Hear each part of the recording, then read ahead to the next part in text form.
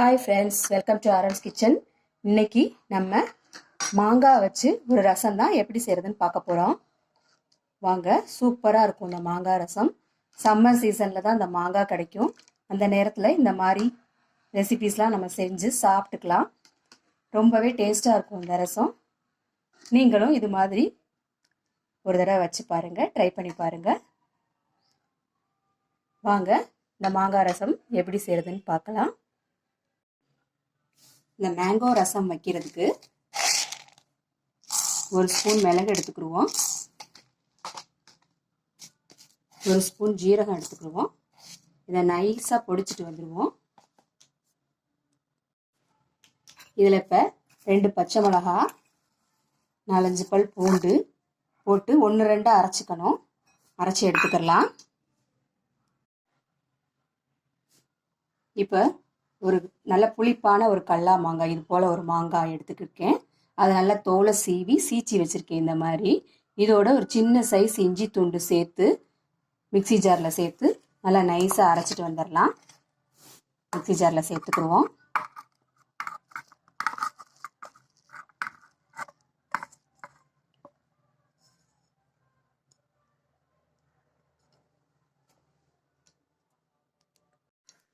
எண்ணெய் நல்லா காஞ்சிருச்சு. கடுகு பருப்பு, கடலைப்பருப்பு தாளிச்சுக்கிடுவோம்.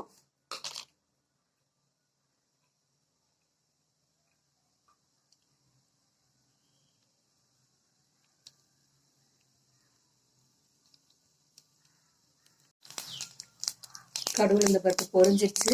கருவேப்பிலை சேர்த்துக்கிடுவோம்.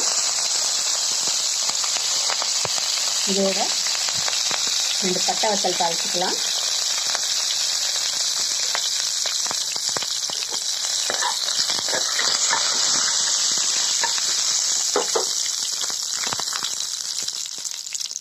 கொஞ்சம் பெருங்காயம், ஒரு 1/4 ஸ்பூன் மஞ்சள் எல்லாம் சேர்த்து வதக்கினதுக்கப்புறம் நம்ம அரைச்சி வச்சுருக்க மிளகு ஜீரகத்தை சேர்த்து வதக்கிக்கலாம். கருக ஊற்றக்கூடாது, சிம்மில் வச்சு வதக்கிக்கலாம். அது லேசாக வதங்கினதுக்கப்புறம் நான் ஒரு 2 தக்காளி நல்லா கையிலேயே பிசைஞ்சு வச்சுருக்கேன். அதையும் இதோட சேர்த்துக்கலாம்.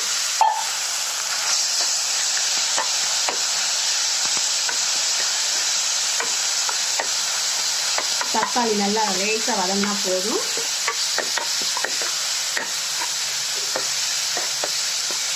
இதில் நம்ம அரைச்சி வச்சிருக்க இந்த மாங்காய் விழுதை சேர்த்துக்கலாம்.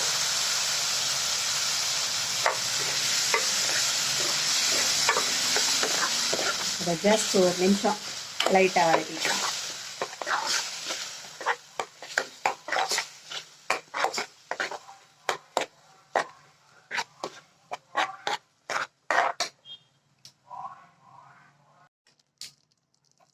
இதில் இப்போ தேவையான அளவு தண்ணி சேர்த்துக்கலாம்.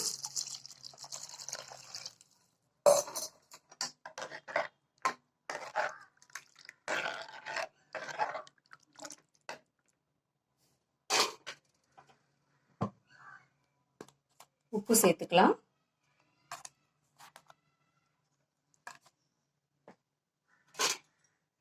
ரசம் நல்லா முறை பொங்கறதுக்காக காத்திருக்கலாம்.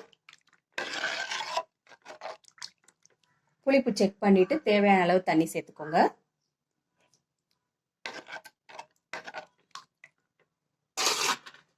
இன்னும் கொஞ்சம் உப்பு போட்டுக்கலாம். உப்பு பத்தாத மாதிரியா இருக்கு. இன்னும் கொஞ்சம். இப்போ ரசம் நுரைச்சி வரட்டும். ரசம் நல்லா நுரைச்சி கொதிக்க ஆரம்பிச்சிருச்சு. இப்போ அடுப்பு ஆஃப் பண்ணிடலாம். கொத்தமல்லி தூளை தூவி இறக்கிடலாம். சூப்பரான மாங்காய் ரசம் ரெடி ஆயிடுச்சு. நீங்களும் இது போல் செஞ்சு பாருங்கள். வீடியோ பிடிச்சிருச்சுன்னா லைக் பண்ணுங்கள், கமெண்ட் பண்ணுங்கள் அண்ட் சப்ஸ்கிரைப் பண்ணுங்கள். தேங்க்யூ.